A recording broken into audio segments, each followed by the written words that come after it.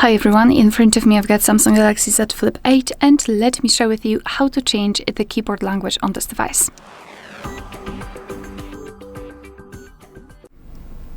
So let's begin with opening the app that will provide you with the keyboard. So for example, messages, notes, browser, settings, whatever.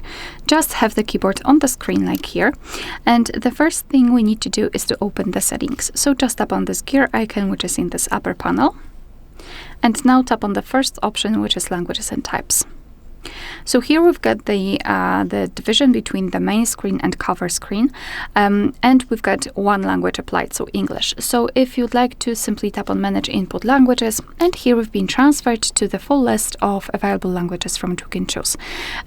So the list is also divided between the downloaded languages and available languages, and the only difference is that you can immediately turn on the specific language, and here all you need to do is to tap on this download icon. So let me choose maybe this one.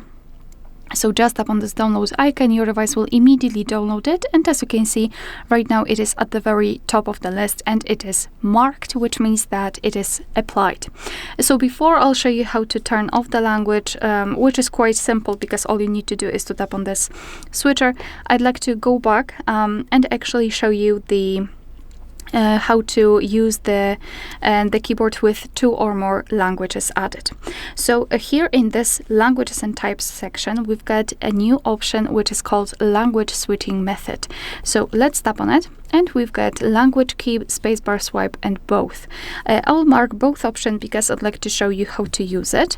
So now we can go back to the keyboard, and here we've got this globe icon, so the language key, and after tapping on it we can switch between the languages, and the same situation if we will swipe on the spacebar.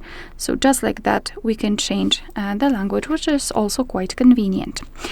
So if you wish to remove the language, just open the settings here again, tap on languages and types, and here to remove the language we need to go to manage input languages and tap on the switcher next to language that you want to delete.